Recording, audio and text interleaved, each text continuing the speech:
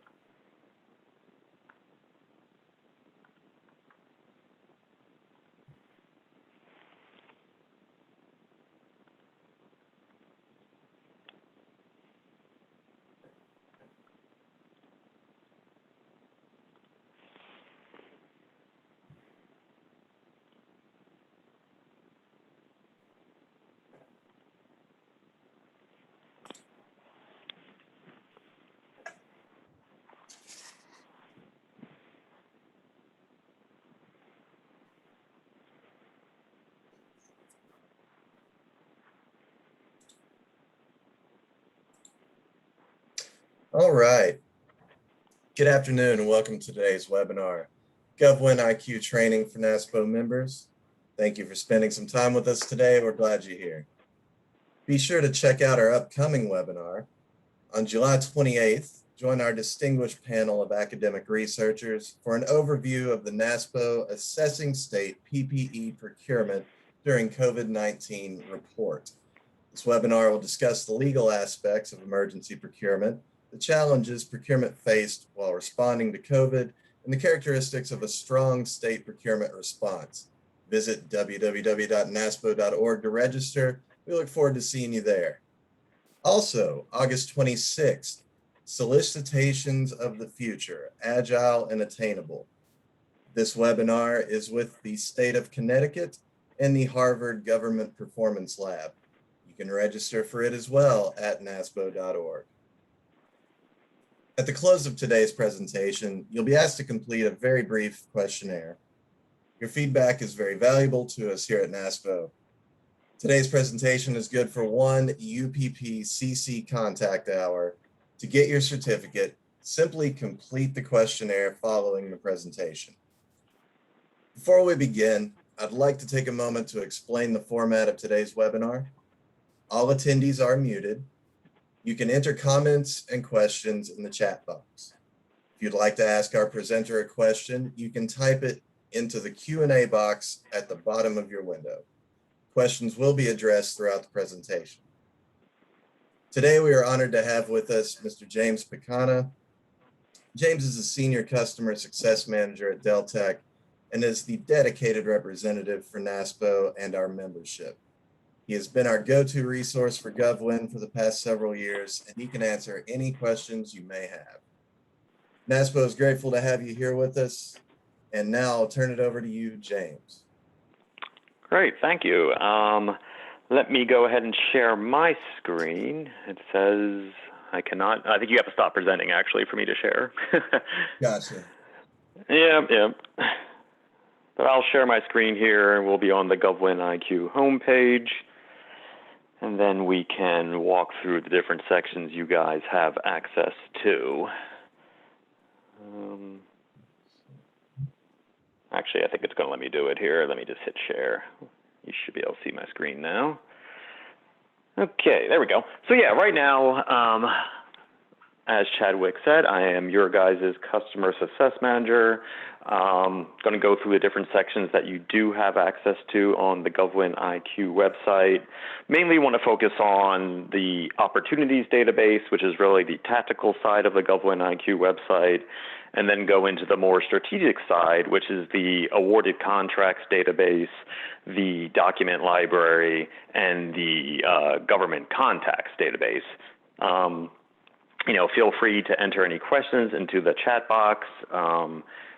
Chadwick will stop me and read them off as we're going along, or you can wait to the end when we'll have a Q&A session as well. Either is fine.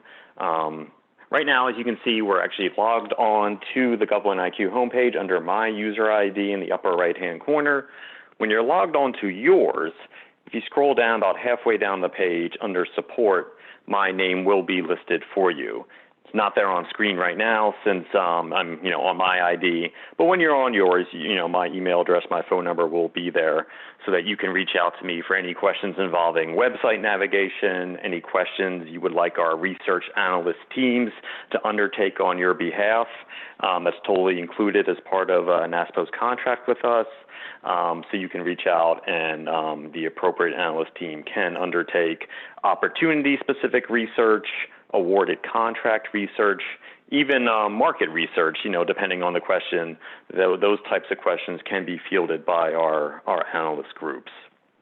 That being said, if I scroll back up to the top of the page, you can navigate to different sections of the website, either under the Federal tab in the left-hand side, or the State, Local, and Education tab on the right-hand side. Hovering over both will open the mega menu for either section. NASPO actually does have a federal and state and local contract with us, so you can actually navigate, through either side. They're actually just segmented now for, people that have one or the other. So, either one is fine, depending on what type of research you're doing. First thing I want to go into is our opportunities database. Very brief background before I hit search.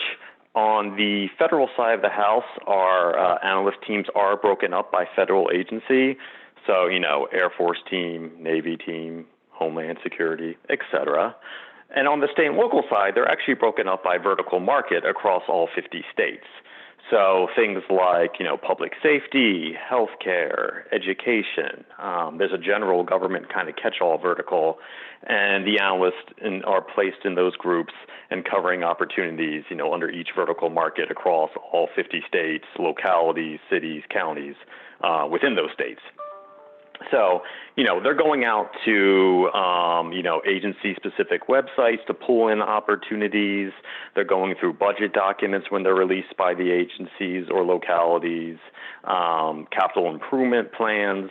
But perhaps the most important thing, they're calling into contracting offices, program offices on a daily basis to update what we're currently tracking in the opportunities database, but also inquiring upon future opportunities as well. So that's kind of the coverage model. I wanted to give you a brief background on that before I actually hit search here, because I think it's important to know how we're covering everything, within our opportunities database.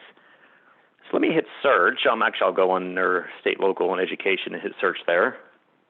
And, really everything on this page, if you are looking for current opportunities that are out there to see what's going on in different states, different localities, different federal agencies, you can do that from this search page.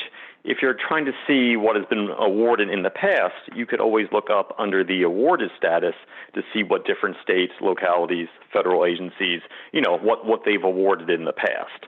So this, the opportunities database can be used, future looking, but also you can look back in the past to see what was already awarded. I'll mention a couple different filters on this page. I won't go through everything in deference to time, just to point out the main filters that I commonly see people use and the ones that I really think are the most important here. Starting at the top of the page, putting in keywords that reflect the type of federal or state and local opportunities that you want to do research on is that's a pretty typical way to search the database via keyword. If you're looking for a particular requirement that you commonly see in an RFP or a statement of work and you want to search by that requirement, or just a general topic that you're looking for, that we would have an opportunity record built for. If you have any questions involving how to set up, and format your actual search, hit this keyword search help link in the right-hand corner here. And it formats it pretty nicely. It brings up this pop-up box. You can search, with and, or not in between key terms, supports all Boolean logic. If you scroll down further here, You can put exact phrases in quotes to get results specifically for that phrase. If you scroll even further, you can do full Boolean logic with nested searches and parentheses like you see here in the center of the screen. And then if you keep scrolling down, there's some commonly asked questions here involving word order, word spacing, etc. But like I said, it lays it out pretty nicely the way you can format your actual search terms. So if I close that out, I will also mention, you see here at the top of the screen, search within documents is actually unchecked. So if you leave that unchecked, your keywords will search every single text field of the opportunity records that the analyst team is building, which is perfectly fine. But if you do want to bring in the thousands, and it really is thousands of documents we have attached to these opportunity records, things like RFIs, RFPs, any amendments released, question and answer documents, pre-proposal conference attendee lists, all those types of documents we are attaching to our opportunity records. If you want your key terms to search them as well, you do need to check off search within docs there, and that will, bring the documents into your search parameters. Definitely increases your results because you're searching more data. Sometimes that might be good. Sometimes, you might not want to do that, but you do always have that option there by checking off, search within documents. If I scroll down a bit, you can narrow down your results by buying org level 1, whether it's a state, local, education, government type, or if you want to bring in federal as well, you can bring in your federal agencies too. You see now it's a mixture of both federal agencies and states within level 1. So you can pick, say you're interested in the Air Force, but also, Alaska in your search. You can just, and we'll throw Alabama in there as well. Air Force, Alaska, and Alabama. Just hold down your control key. You can select all three. And then sub-agencies of the Air Force appear under level 2, but also cities, counties, military bases of Alabama and Alaska, in this case, will appear under level 2. So you can, refine even further down. Sometimes it's almost easier just to do that from the results page, which I'll show you in a second. But if you know exactly what combination of federal agencies, states, and localities you want right from the beginning, you definitely can select them, at the start here from the search page. Similar to keywords is the smart tagging system. Basically, our analyst teams are tagging every single opportunity record in our database with at least one smart tag, many times multiple, but it's just a way to pull up opportunities by, similar tag, pulling up like opportunities by the same tag. So it's similar to keywords, except it's how our analyst teams are, tagging the record itself. So, if I put in, for example, cleaning here, you're going to see, dry cleaning services, carpet cleaning, cleaning services in general. A lot of stuff actually comes up underneath that. If you wanted to pull up every single opportunity we had with the smart tag cleaning services, you could select that tag and pull up every single opportunity that was tagged that way. So, like I said, just another way to search the database. You can do that search on its own. You can do that search in combination with keywords. It's really up to you. We're tracking everything across the whole procurement life cycle. So narrowing down your results based on where the opportunity itself currently sits in that procurement life cycle that's a pretty typical way to narrow down your results. And you would do that under the status filter right here. And actually, if you hover over you see the little question marks next to each section. For status, it actually brings up this pop-up box that gives you the different definitions for each status level that we track. So depending on what your research needs are, if you're looking future-looking, forward-looking, you would look under the forecast pre-RFP and also the pre-RFP status levels. It's number 2 and number 3 within that box. Both of those statuses represent before the actual opportunity has been released for competition. So a lot of people are interested in upcoming opportunities, that haven't actually been released to the general public. And you can, search for those kinds under the forecast pre-RFP and also the pre-RFP status level. If you're more interested in what was already awarded that we tracked, the awarded status levels, about 7 or 8 statuses down there within that pop-up box. And you can see what was, issued and tracked in our opportunity database in the past and now, awarded. So you can get an idea what, has been awarded within different agencies, different states, different localities, in the past, and do some, competitive intelligence or, other types of research around what the awarded marketplace was previously. So you can definitely, narrow down that way as well. So I will say, keywords, state or federal agency, smart tag, and status, those top 4 or 5 filters are probably the ones that are most commonly used. There are a lot others on this page, which I'll scroll through here in a second. But those are probably the top 4 filters that most people use when searching. If I scroll down the page further, you can narrow down by things like competition type. All the different set-aside factors are in here. Type of award, if you're looking for task orders, IDIQs, BPAs, that will help you filter down that way. Additional filters, on the federal side, if you're looking at federal opportunities, you can narrow down by federal NAICS code. That will only be on federal opportunities. That's a pretty popular one for federal searches, so you can always use that. Codes that individual companies are registered to do business with the federal government. Place of performance is more around federal as well because you would be picking a state yourself up here to search by. If you are looking for federal work within a certain locality or state, you can come through here and pick individual countries, the U.S. itself, and then you can pick a state from the second selection here. Maybe you want federal work in California. And then under locations, you can pick cities, counties, military bases, once again, where the federal work is being performed. But just keep in mind, this would be if you're going through the federal opportunities. If you want state and local ones, you would pick that up here under buying org level 1 for that state in question. Then, under milestones and values, pulling up a subset of opportunities based on some kind of time filter is what this section is all about. If you want solicitations that came out in the past, you can pick any of the, preset date ranges in the past here. Or if you want, RFPs that are coming out in the future, you can select any of the preset future date ranges. Or honestly, just hit specify date range right here at the top, and you can put in your own customizable date range for when you wanted the RFP to have come out already or when you need it to come out in the future. You can pull it up via those 2 dates that I put into the system right there. And you can do that for when we're projecting an award date, when we created the opportunity record, when we last updated it. So basically 4 different time filters there. And then, of course, value. If you want to search by the value of the opportunity in question, just type that in. You see it says, $K, so everything is in thousands of dollars, every number you see. So that even though I typed in $5,000 to $10,000 opportunities, that actually represents $5 million to $10 million opportunity records because you do have to add the 3 zeros to the number you see on screen. So just keep that in mind.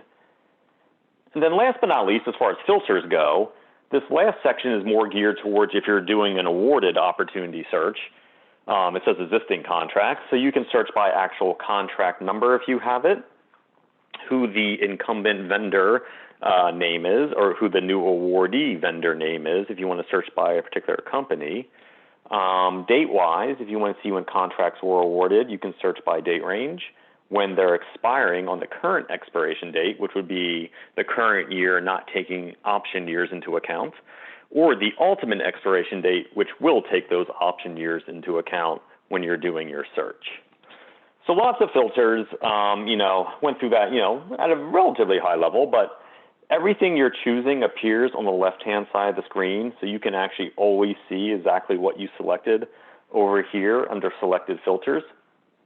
I'll go ahead and clear that. And I want to run a general sample search to show you how you can save your filters and also kind of narrow down your results. And I'm keeping it pretty general on purpose. So if I search on the keyword service in combination with the word custodial or cleaning or the word disinfectant, so any of these three terms plus the word service anywhere in the actual RFP record, or I should say opportunity record that our analyst teams have built. And I'm doing that for all federal and all state and local. You know, it's probably going to be a pretty large result set, but I'll show you how you can filter down from the results screen. And I'm kind of making it large, actually, to prove a point here. So you see we get 185,656 results. You know, that many opportunities in our database contain the word service and one of those other words in parentheses across federal and across state and local. Now, obviously, you do not want to go through 185,656 results. That'd be a pretty bad use of time. So what you can do actually is take a look at your results on the right-hand side of the screen, and then you can use the filters that appear now on the left-hand side of your results to funnel into those that make the most sense for you. So, you know, first thing I probably would do, honestly, is come down to status. And you can see you can expand your selections by hitting this View More link here. And you can see that over 146,000 of these results are so old they're actually expired or archived. I mean, you can definitely do, you know, competitive intelligence type research, things like that. You know, there's still records in the database. We don't delete them, but, you know, they're really old and expired. So, you know, you could click on the 27,000 that are awarded. You could click on, you know, the ones that are the 10,000 that are currently active, or you can red line out. The little no symbol might be small on your screen, but you can red line out the ones you don't want to include in your results. So the purposes of this, let me just, you know, check off any active, the ones that are currently active out there. And by doing that, you know, we're now down to a subset of 10,337. Obviously, you still don't want to go through 10,000 either, so you can keep on filtering down. You know, maybe you're only interested, you see the, you know, buying org level 1 here. Maybe you're only interested in what the state of Virginia is doing. So you check off the 396 that are state of Virginia opportunities. So by doing that, you know, we're now down to a couple hundred results. Obviously, you know, that's still a lot, but you get the idea. You keep funneling in, you start at a, you know, a larger data set, and you keep funneling into those that are relevant to you. I'll stop the filtration process there just for the purposes of this example, but you probably would want to get a little more targeted and further when you're doing this yourself. You know, at this point, you can export your results to Excel by hitting the export feature right here in the center of the screen. You can do up to 5,000 items to an Excel spreadsheet. You can do up to 100 items to a PDF. If you hit Proceed to Field Selection, this is where you can actually build your spreadsheet right here on the right-hand side. These are columns I've picked in the past, so it's preset and saved for me. But, you know, say I wanted to drag on over org level 3. You can drag that over from the left to the right. You can reorder it anywhere you want in your spreadsheet. And once you got it, you know, the way you like it, just hit Download to Excel here in the left-hand corner. So that's a way to build the spreadsheet, and it will always remember what you left it at and save it, you know, in the same order from the last time you downloaded, so you don't have to do it every single time. But the real key here is to save the search feature. You know, if you find yourself running similar searches every day, or you want updates sent directly to your inbox on, you know, opportunities you may be interested in, if you're, you know, interested in an awarded opportunity record and you want to see when we add something to that, you can do that instead of having to come in here and run the same search every single day. You can actually save those filters and have those updates pushed directly to your inbox by hitting Save Search in the upper right-hand corner. Now, you save the search from the results page, not from the search page. And that's because, as you just saw, we can still filter down on this page, and we want you to save what you filtered down to. So if I hit Save Search right here, this is for everyone that has an actual user ID on the system. You save searches specifically for your user ID. So usually, you know, you can call it whatever you want, of course. I usually put the keywords in, but, you know, it can be federal search 1, state and local search 2, you know, California search, you know, whatever you want it to be. It's up to you. Email frequency is daily or weekly. If you would like daily alerts from us anytime an analyst changes anything within your saved search or adds something new that meets the same criteria as your saved search, you can choose daily updates. If you choose weekly, we'll send you a weekly wrap-up on Sunday morning of the previous week's updates. Perfectly fine. I have plenty of clients that choose to do that. Personally, if something comes out on Monday, I would want to find out about it on Monday and not wait till Sunday. So I kind of recommend you choose daily updates from us, but you do have the weekly option. And then email type, this is basically how much email do you want to receive from us. If you only want to be notified in the future, when we add a new opportunity that meets the criteria you saved, you would select new opportunities only. So if there's a custodial services opportunity that comes out on July 1st, you would be notified on July 1st what that opportunity is if you had new opportunities only selected here. If you want that first notification on July 1st, plus all of the updates for every single opportunity record within your saved search here, you would need to select updates and new. So that would give you anything new we add in the future, plus any updates on what currently sits within your saved search results. So if I select new opportunities only and hit save, you'll see that pop-up box goes away, and you'll see here that in green, your new search, the keywords has been saved. Similar to saving a search, I just saved that search, but maybe you don't necessarily care about updates on all 396 here. You only want updates on a couple different ones. You can actually go through your result set, and keep in mind you probably would have it smaller than 396, and you can go through and mark the individual opportunity records that make the most sense for you. So maybe you don't care about that one, you don't care about that one, but this is a good opportunity. Let me mark it. So by giving it a priority level, you'll be notified anytime we change anything on this opportunity record. Whether you mark it a 1 or you mark it a 5 or anywhere in between, it really doesn't matter. It's just a way to group like opportunities on your side. But you do have to give it some number to save it. So I just marked this one right here actually as a 5, and my system's being slow right there. There we go. Should be faster than that, but I just marked that as a 5. And every single, under the My GovWin section where we started, every single search that you choose to save will be stored under My Searches, and every single opportunity you choose to mark will be stored under My Opportunities. So it's a way to keep track of opportunities you're interested in and also keep track of the searches you have stored and saved. So real quickly, if I just hit My Searches here, you'll see, let me sort this by last updated. So here's the one. I have one from previous training sessions, but here's the one I just saved right now. You can hit run at any time to go back and take a look at your results as they change day over day on screen. You can hit edit any time to maybe change some filters, add a new state, take out a keyword, whatever it may be. If you want to change the title, just hit rename. And of course, if you want to stop receiving alerts on it, hit the X there to delete it off the system. Similar, if you go over to My Opportunities, this is where you can keep, kind of a watch list of opportunities you're actually interested in. I have 47 here, once again, over previous, training sessions. But this is where you can keep track of all those opportunities you want to receive updates on and have them all in one spot.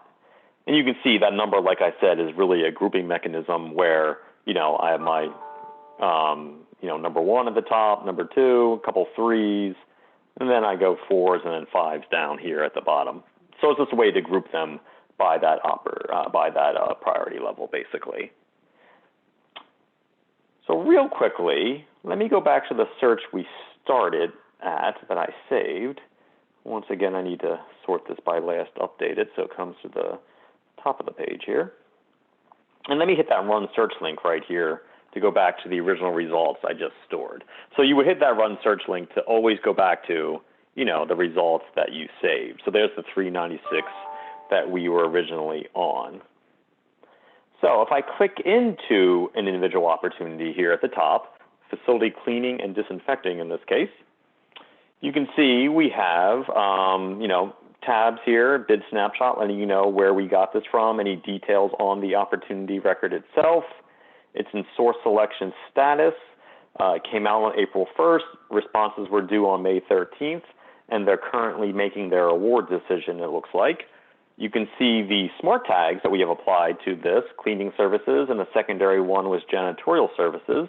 So you could search via these tags to pull up opportunities, with the same tags here. You can see the contracting office or program manager contact that you or we can reach out to on your behalf.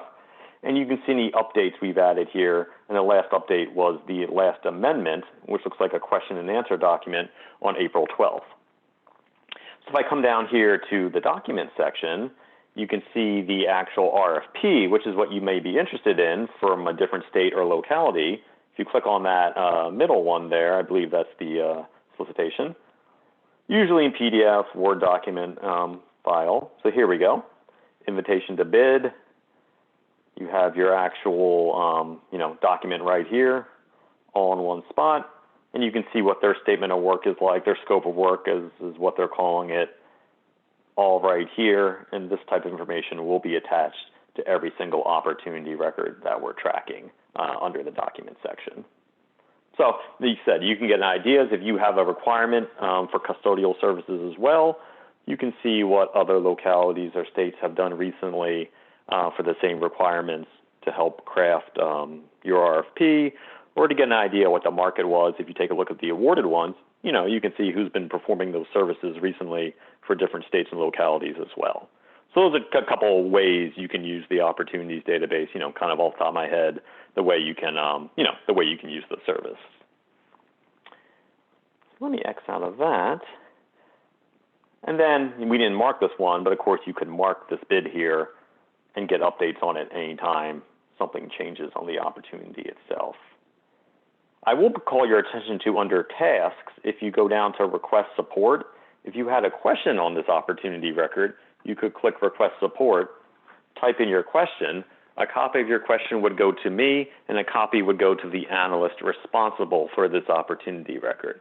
Whether you're asking, maybe you heard the proposal due date's been pushed back, can we investigate that for you? Maybe you're trying to find out if there was an incumbent on this, can we go out and find who the, what vendors are performing these tasks currently within the state of Virginia? We could look that up for you. Any kind of questions really, but you do have the ability to do that from this, submit research request support link on the opportunity record. So that is the overview of the opportunities database. As I said earlier, that's the tactical side of the website. As we're, tracking these opportunities as they're released, really from cradle to grave, from when they're, before they're released, all the way to the time they are awarded, and they are tracked in real time, by our analyst teams, as I said.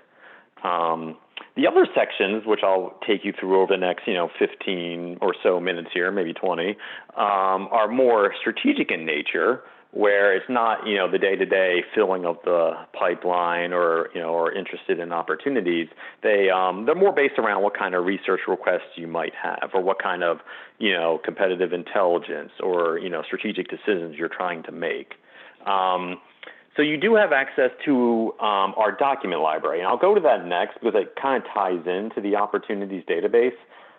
So under federal, you can click document library here under agencies. Under state, local, and education, you can click on document library here.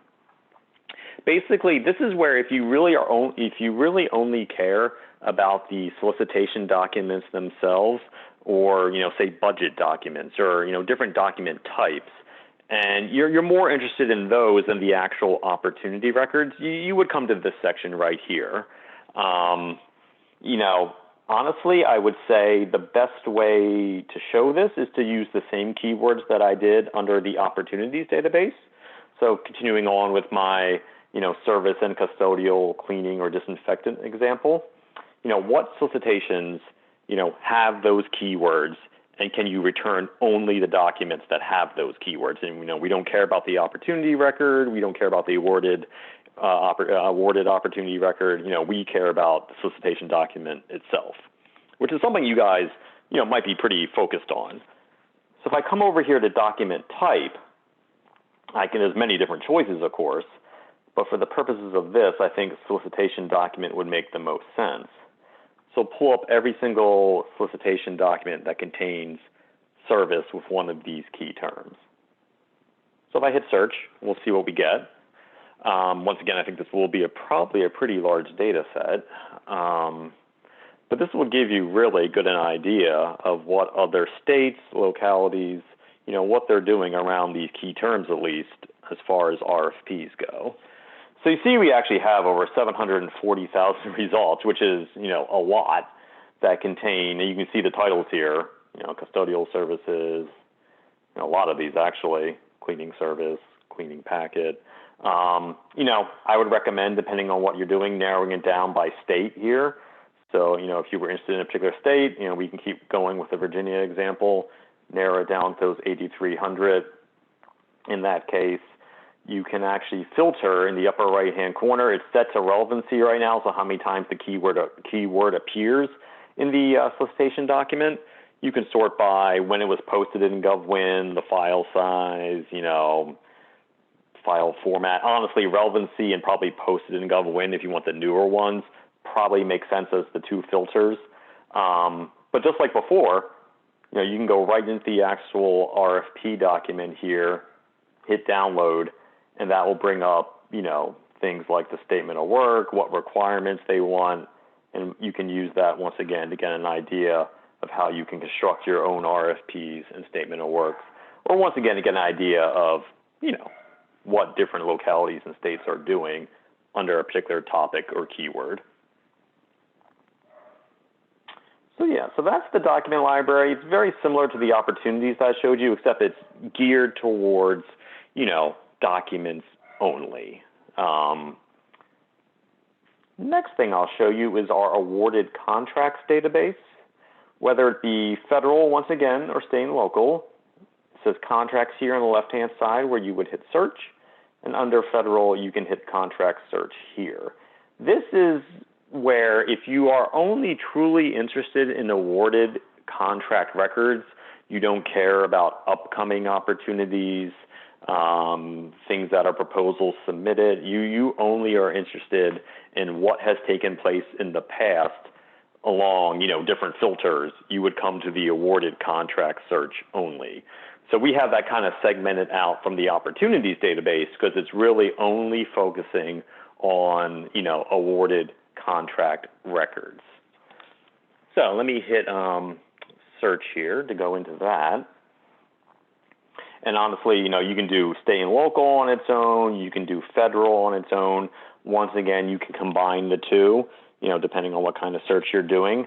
There are, similar filters on this page to what you saw under the opportunities database where we started, except that, once again, depending on what your research needs are, you can get very granular and very specific in your search, because there are a lot of filters on this page. Things at the top here are probably very similar. The filters at the top are very similar to what you saw under the opportunities database. Narrowing down by, our smart tagging system, the vendor name that won the contract. If you happen to have the solicitation number, place of performance, NAICS code, once again on the federal side of the house. Those are all very, kind of high-level typical filters. As you scroll down the page, we do give you the date ranges once again. If you're looking for contracts awarded within a specific date range, you could definitely use award date as your date range when the contract started. And then once again, current expiration date as well as the ultimate expiration date after all options are exercised. State and local filter specifically, if you want to search by vertical market, these actually are the vertical markets that the analyst teams are really broken down by. So you can always do that as well here. As I mentioned earlier, things like social services, healthcare, education, et cetera. And then if you are interested in federal, the additional federal filters do get, pretty specific here. Things like the funding source, congressional district. And then if I go even further to additional federal filters, things like, was a purchase card used? What was the national interest action? And, I imagine these types of filters you wouldn't be using unless you had a very specific research requirement. So you would have to, honestly have a very specific research requirement to use, some of these more specific filters, but they are here for you if you do happen to have that kind of specific research need. If I scroll back up to the top, how about we continue on with the same keywords? And maybe you want to see contracts with those keywords, awarded contracts, I should say, that are, expiring in the next 6 months. So you could come down to the ultimate expiration date range here, and you could choose next 6 months as your date range. I could put in many other filters. I'm keeping it pretty high level with keyword expiring in the next 6 months. I could definitely put in a vendor name. I could put in an agency or a state or locality. In this case, it's just those key terms in the whole federal marketplace, the whole state, local, and education marketplace where the contract is expiring in the next 6 months. And once again, you can see your output here is, pretty similar to the opportunities database, except once again, it's awarded contracts only. You can see where the keywords are, being triggered in your results. You can see the contractors here that are winning, the most within this result set.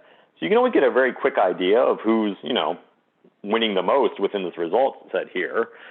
F&M Micro Products, Barnes Supply Company, Overseas Trading, top 3 right here that are have contracts expiring in the next 6 months with one of the keywords that we placed in there. So it gives you a quick idea if you have a particular marketplace, who might be a good supplier or who might be a competition, et cetera. And if you scroll down, of course, you can narrow it down by state or federal agency. A lot of federal agencies are at the top here, but you see Texas had 43, New York had 21. So once again, you could narrow down by whatever federal agency or state and locality you were interested in. And, just like we saved a search on the opportunities database side, you can save a search here on the awarded contract side. And anytime something changes with one of these contracts, or anytime a new contract gets added to this data set, maybe a new contract that's expiring on December 3rd, that would come into our 6-month window tomorrow. You would be notified by email what that new contract is so you could take a look at it. So each day, you wouldn't be getting an email of 2,300 updates. You would be a much smaller data set, as each day, accrues there, which opportunities now meet that criteria, you would be notified on. So it's a good way to keep track of, companies you're interested in, what's going on in a particular locality, et cetera. So that's the awarded contracts database. The last, as far as databases go, that I'll show you is our contacts database. Government contacts on either, once again, the federal or state and local side. Let me come down to, doesn't really matter which way we go into it, but if I hit government contacts here, this is really a living database. There's a lot of turnover in the federal government and, of course, state and local government. So if we find out a particular person has retired, they've gone on to a new job function, we'll try to find their replacement that day. The whole thing is checked for accuracy at least once a quarter, so 4 times a year. But we're not going to wait to the end of the quarter to change a record. If we find out, like I said, someone retired, we're going to try to find their replacement that day. It just, it's, like I said, a lot of turnover. There can be a lot of churn within this contact database.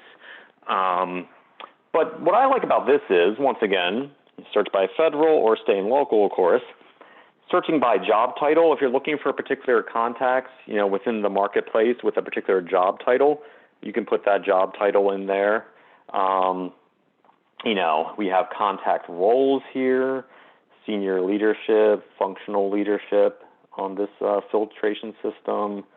Government contact type is nice. If you're looking for contracting contacts, maybe program office contacts, CIO contacts, they're all available to you. Someone the other day wanted me to look up all contacts at Fort Hood, Texas. I just looked up the zip code for Fort Hood and put in the zip code and pulled up all contacts with that zip code, and that worked pretty nicely. So there's really many different ways you can go about it. just as an example, contracting office contacts within, let's say within Alaska, Arizona, Arkansas, just 3 states right there from the, I guess we can throw California in there, 4 different states, and hit search. And we'll see what contacts come back underneath those 4 states that are contracting office contacts only. Would help if I hit search. There we go. So we have 882 contacts within those 4 states that are tagged as contracting procurement office contacts here. 585 in California, 166 in Arizona, 93 in Alaska, and 38 in Arkansas. So, once again, you could filter down by the different states.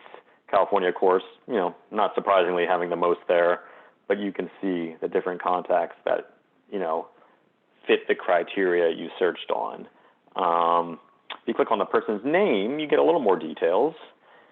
Usually phone number, email address, functional leadership, the Healthcare Cost Containment System of Arizona, Contract Procurement Office. If this person was a point of contact on any of our actual opportunity records, you can hit this Resources tab in the middle. And it's only going to work for contracting contacts because that's, what we're searching on, actual opportunities in our opportunities database. But you can see this individual actually is listed as a point of contact on 10 of our opportunities here. Going actually 1 in 2021, which that's good to see, but going all the way back to 2016. So if you're going to reach out to someone, you might be good to take a look at what opportunities were under their purview in the past before you reach out to them, and you can do that under the Resources tab right here in the center. And then a small little feature is if you have the Notes section here, if you give, in this case, Tiffany Blanco a call, you can add a new note after you speak to her. Maybe you want to save what you spoke about. Just click Add New Note here, and you can actually, I was going to type in test, but you can, save what you spoke about and have it right here on her contact record. So that's a small feature, but, it's a way to keep track of people you're reaching out to. And then you can actually mark the contact record to save the contact record itself. And this time, instead of going to My Opportunities or My Searches under the My GovWin kind of tab here, you actually have to go back out to the home screen. And you can see under the Quick Links section here, My Contacts is actually 7 or 8 down right here under My Contacts. And that will show you every single contact record you marked. And if you did leave notes, that would actually be under the hyperlinked name on the left-hand side. When you click on that person's name, the notes would be right there. So you actually can sort by priority once again here on the right-hand side. Once again, that's what that number does. It allows you to group by the number. But, if you are reaching out across different states and localities, it's a good way to keep track of the people you're reaching out to and have them saved in one spot. I have 119 here from previous training sessions. You might not have that many, but it's a way to keep track of those people you're reaching out to and have them all be contained right here. So that's kind of the overview of all the different databases that you do have access to. I want to point out under the support section, you do have some online training available. By all means, feel free to reach out to me. That's perfectly fine. But there is a federal training session and a state, local, and education training section. So I'll just click on the state, local, and education one just to let you know. And then different sections that we walked through today and a couple extra ones. You can click on each title, then hit play here, and it'll walk you through usually, a 7 to 10 minute video. They're not too long, but it will walk through, best practices and tips and tricks for each section that you choose to watch. So that's right there. And then if you click on the Quick Start Guide down here at the bottom, we're on state, local, and education right now, but there also is a federal one, and you can download that. And it actually walks you through saving a search, marking opportunity records, things like that, all under screenshots that you can download, and it kind of walks through the steps that allow you to do that. So I wanted to point out the couple online resources we do have here. Once again, under the support section and either the federal training or the state, local, and education training section there. If I come back out to the home screen real quick, of course, as I said, you can always reach out to me, via email or phone with any questions that you have. And once again, for you, if you scroll down about halfway, under the support section, my name will be there for you. Once again, since we're on my ID, it's not there, but for you, it will be. And I'm more than happy to assist with any questions that come up. So that is the quick and about 45-minute overview of the sections you do have access to. Freely admit that's a lot of information. For new users, I recommend going in, setting up a couple safe searches that meet criteria you're interested in, see what kind of results you get for like a week or two. And, hopefully you're seeing what you expect to see. But if not, reach out to me. I'm more than happy to do some search optimization, either working with you to expand your results if you're getting too few, or maybe contracting your results down if you're getting too many unrelated ones. So, hopefully it's pretty good from the start. But if not, more than happy to assist in, in some safe search optimization with individuals as well. So that being said, any overall questions before we finish up today? So, Not sure if you see any, yeah.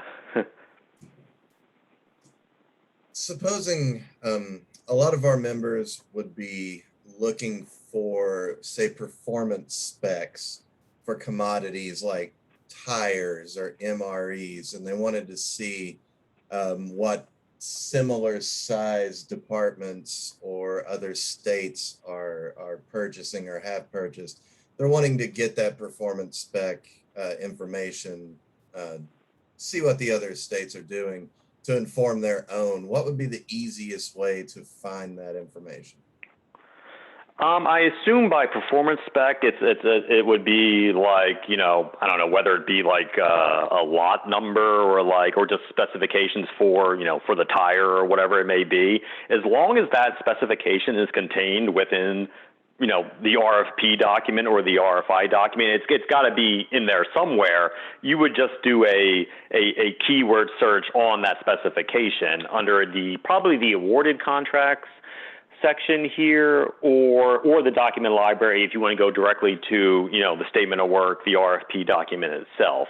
So, whatever the specification is, that is typically used across states, across localities. If it's a common specification, I would just put that in the keyword search box and see what documents are pulled up that contain that specification itself. And, as long as it's in there, it will definitely be, part of your results. Excellent. Thank you. Mm-hmm. Not a problem. Anything else?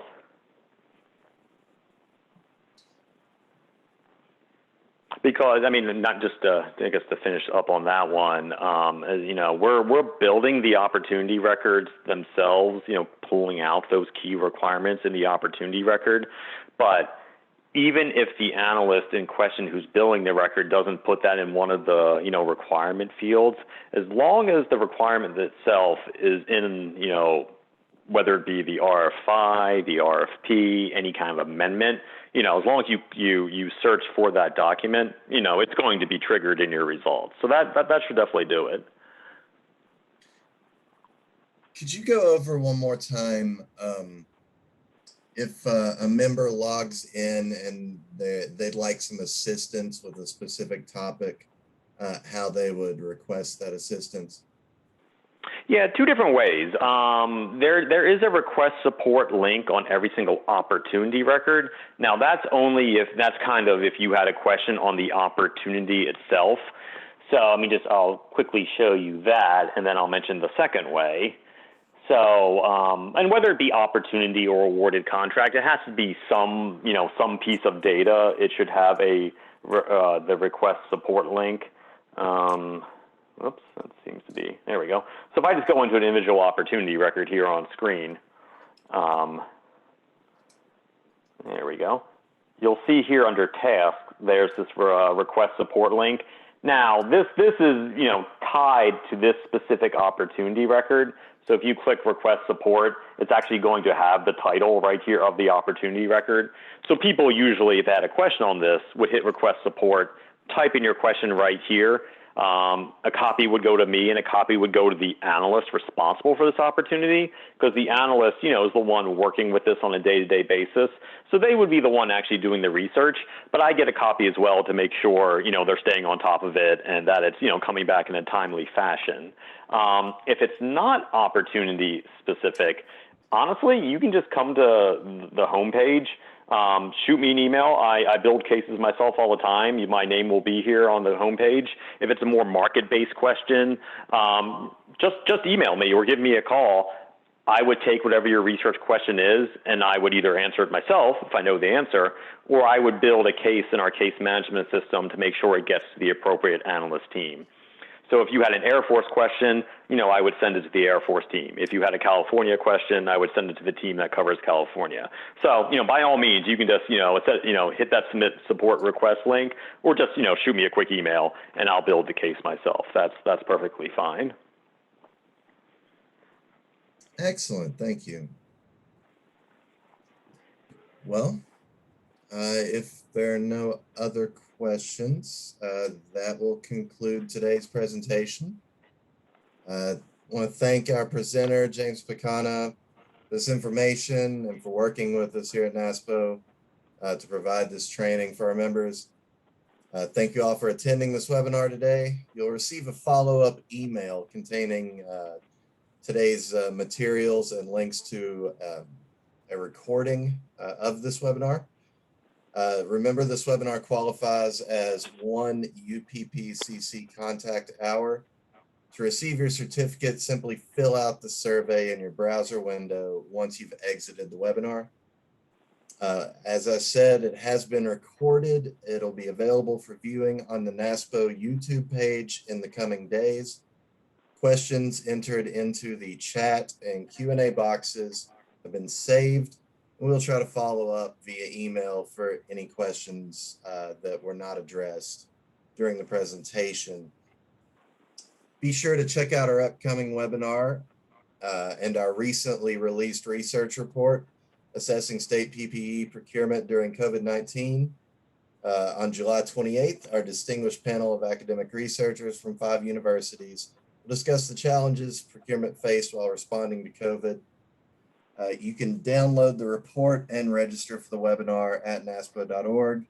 And also don't forget to register for the August webinar, Solicitations of the Future, Agile and Attainable, also on naspo.org.